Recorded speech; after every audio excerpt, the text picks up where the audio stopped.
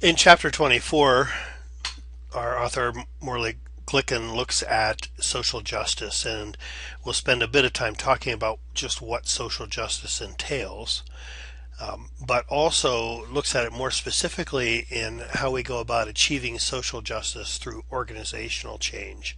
Towards the end of the chapter, there are some specifics about how we go about changing organizations and some of the necessary things in larger organizations or perhaps even smaller organizations that must be there in order for change to occur. And I'm not going to spend a whole lot of time delving into that deeply because their entire semesters are spent on that particular topic, and we can't even begin to give it justice in looking at organizations and organizational change in the context of one small part of this of a introductory course such as this and in this particular chapter. But we'll touch on it at least. But I think the more important thing to pull from this particular chapter is that really the concept of social change and the need for social workers and the social work profession to keep social change and social justice, to keep social justice in mind on a day-to-day basis in our work. Social justice is one of those core values in the social work code of ethics. It says that the primary mission of the social work profession is to enhance human well-being and to help meet the basic human needs of all people, with particular attention to the needs and empowerment of people who are vulnerable, oppressed, and living in poverty.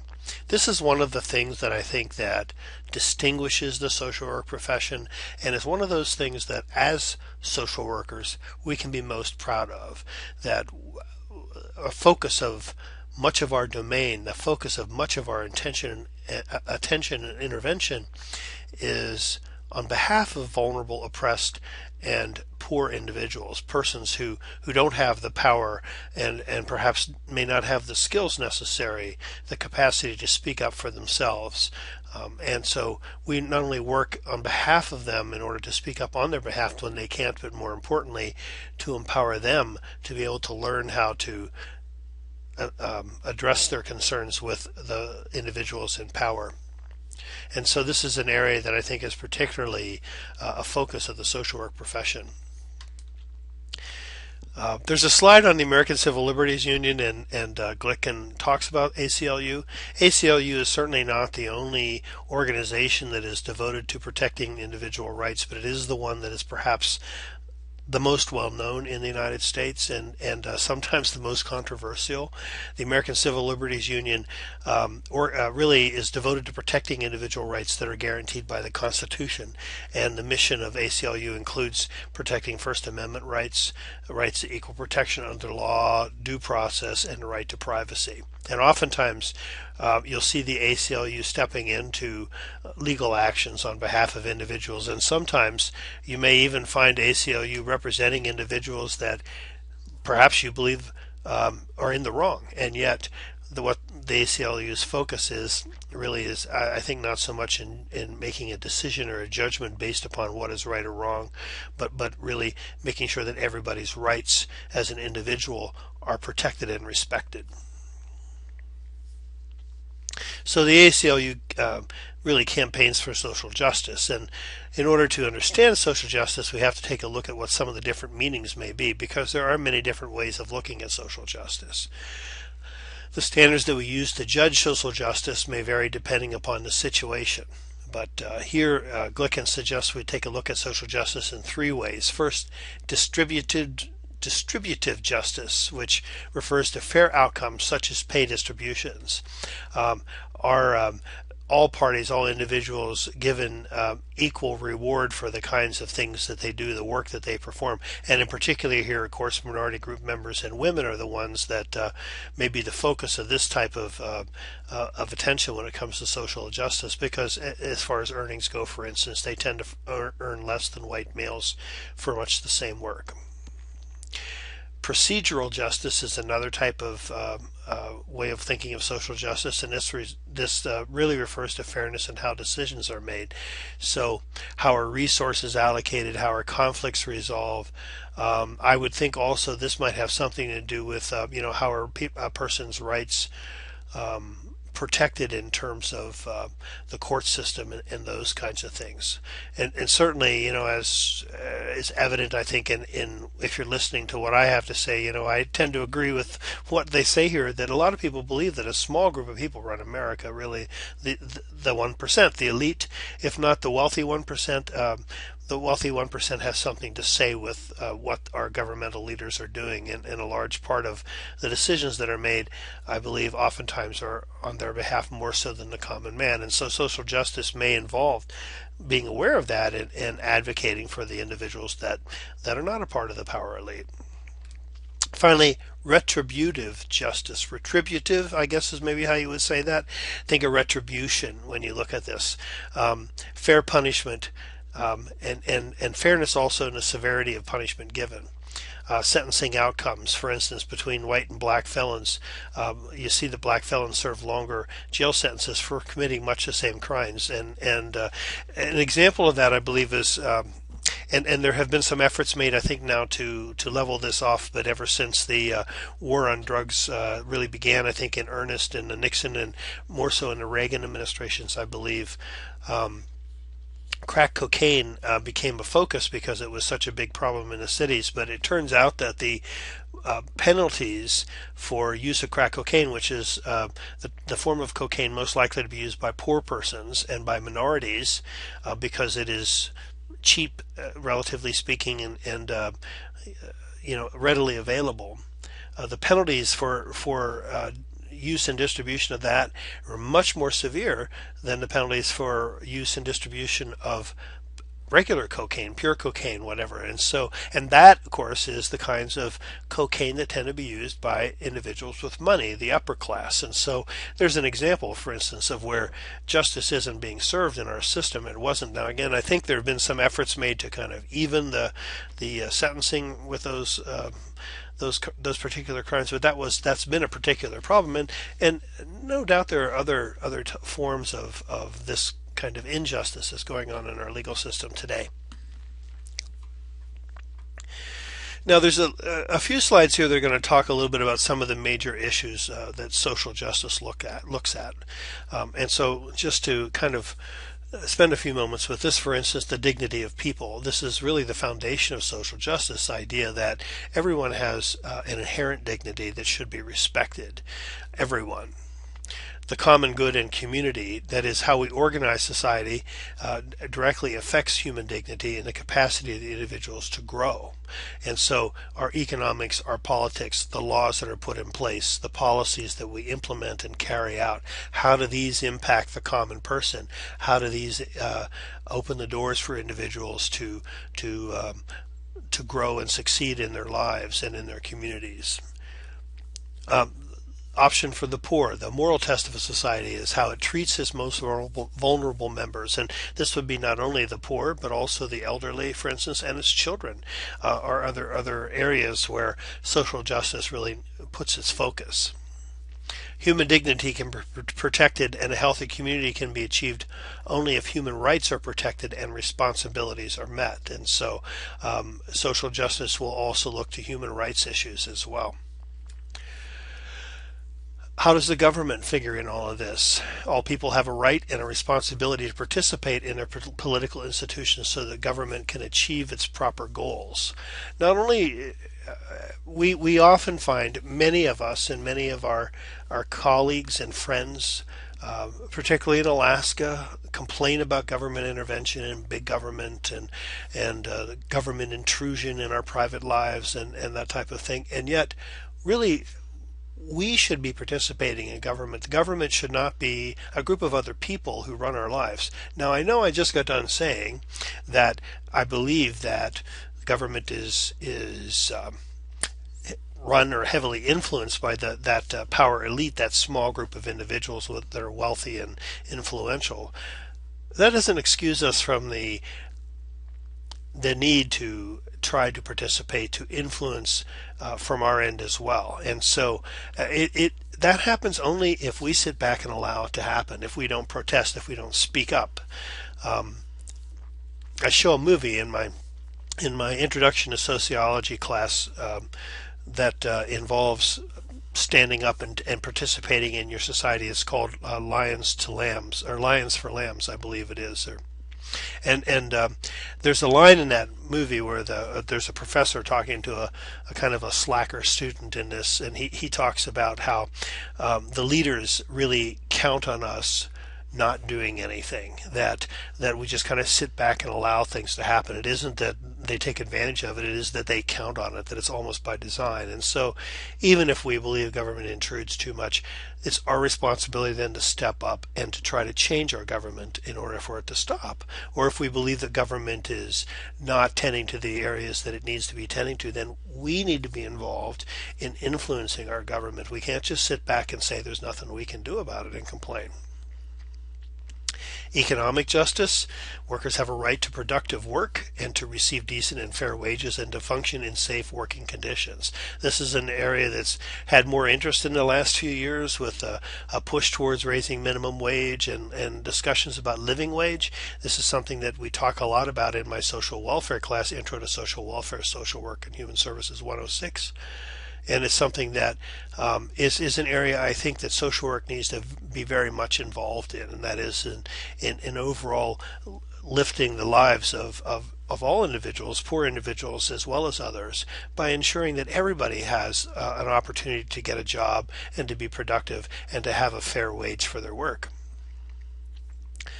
Peace and disarmament: you see the social justice becomes a much more of a global kind of concept here when we talk about confidence among nations and agreements of working together to maintain peace in the world. We all have a right to participate in our society, and as I was saying just a few moments ago, perhaps a responsibility to do so. And we have responsibility to others across national, racial, economic, and ideological differences. Another thinker believes that we can understand social justice first, that it requires us to inspire, work, and organize others to accomplish together the work of social justice. It isn't just us doing things, but it also has something to do with inspiring others and helping others to organize so that they can go about participating in the push for social justice. And then we must ourselves aim to provide justice for everyone, not just the individual, but for groups and for those who are oppressed and abandoned by our society. That societies in general, Novak says, can be as virtuous just like individuals can be. Now, how do social welfare organizations figure into social justice? And one I guess the first thing that comes to mind for many people when you talk about social welfare organizations or government intervention, let's say in times of great need, is the Hurricane Katrina disaster, and how horrible the response of all the agencies were to that. And there's a lot of individuals, as this slide points out, who believe that the slow response of government just really reflected a lack of concern for the needy in that particular area. In particular, because it involved poor African Americans, New Orleans being a heavily African American city, that there were beliefs that there was a racial motivation to the inept response and the slow response to the disaster that Hurricane Katrina created for that community. So when we talk about the organizations that we have in our government to ensure social justice, a lot of people tend to think them as being very bureaucratic and plodding when it comes to these kinds of things, including our child welfare organizations, as the slide points out. Social workers involved in organizational change should be involved for the purpose of organization-wide change, not just smaller changes like, modifying a particular program. Yes, that's a role for us, but when we talk about achieving social justice, we have to talk about a larger scale, perhaps, in bringing about organizational change. workers who become involved in change when an organization is failing to provide clients with their basic human rights are one of the hallmarks of this as well. That when we find clients who aren't being served properly or who are being cheated or just not getting what the attention they should be getting, this is the time for advocacy for organizational change. And a lot of times in those organizations, there's a very strong resistance to change, and an advocate for organizational change is not going to be a popular person, because we all become, particularly individuals working in the organization as well as individuals who work with the organization, become very comfortable with how things function, and if it's working for us, we don't particularly want to see it change. But we have to keep in mind that who the organization is there to serve to begin with, and ask ourselves if all of those individuals are being served properly. There are many criticisms of social service management in our organizations that they don't really provide, or they don't really achieve the goal of providing service to those in need, because management theories and organizational structures are poorly put together. Our child welfare system in Alaska, and not just in Alaska, I want to stress, but all over the United States, is an example of this. Despite the fact that we have invested resources and tried many different ways of approaching the problem of child abuse continues to grow. And the Child Protection Agency, instead of really being able to promote healthy families and to provide for child safety in the community, seems sometimes only able to respond to violations of those things at times when children are no longer safe, more or less kind of putting out fires instead of being able to organize and help families in such a ways, and organize in the communities in such a ways that the incidence of child abuse are reduced. It just isn't happening. And if anybody in my class ever can figure out a new way to approach child protection so that prevention becomes the key instead of response to abuse, I feel like my eternity will be a comfortable one, because this is something that is sorely needed, and nobody has the answer for this right now. But perhaps it has something to do with the way the organizations are run. So then they talk a little bit about, go into more about interactions between supervisors and workers, or organizations and their staff, and kinds of typical mistakes that are made. You see a little list here, like praising too much or too little, avoiding disciplinary action, being too understanding with your staff when you're supposed to be managing their behavior, those kinds of things. These are all kinds of things that not only in social service organizations, but any organization can occur sometimes. The difference is, with a social service organization, typically they're nonprofit or they're government run, and so the bottom line isn't the dollar. I mean, not in terms of at least profit, and so oftentimes management is less focused on the dollar, and so inefficiencies may occur more in an organization such as this, I believe, just simply because they're not private organizations where the bottom line is the dollar. There can be good things about that, and there can be things that aren't good, and so that's just something that is worthy to keep in mind when we talk about how social service organizations are run. In child protection, again, for instance, there has been a push in the last 20 years for privatization of child protection functions, taking it from the states and giving them to private agencies. And in fact, I was just listening to a teleconference involving some individuals who work for the private agency that provides family preservation services for child protection cases in the state of Kansas. The state does the initial investigation of abuse or neglect, and if there is a need for services, then there is an agency, a private agency, rather than a government agency continuing to provide this, the Child Protection Agency. They send the services over to a private agency that then has a contract with the state, and the intent is for that agency to provide the services necessary. And the idea being, perhaps because they do have to be more conscious of costs than government agencies, and a number of different reasons why people just don't trust government sometimes, but there's a belief that private agencies can do better and do more. What I heard and read early, maybe 10 years ago or so, is that these agencies initially did provide the same services for less money, but that over time they've become more expensive than the government agencies were to begin with. That's something that might be an interesting project for you sometime if you're looking for something to research, is the impact of privatization, not only in the costs of implementing child welfare services and child protection services in different states, but also in the outcomes of safety for children, because I've also heard some not very good stories about how child safety was negatively impacted by some of the policies of these private organizations. And so, in any event, there are different kinds of things that are being tried to deal with the issue about social service management and coming up with effective methods. The next couple of slides talk about successful organizations and what are the kinds of things that are involved in that, and in particular there are several steps. I believe it's 9 or 10 steps we have here in the next couple of slides that talk about how we go about approaching organizational change.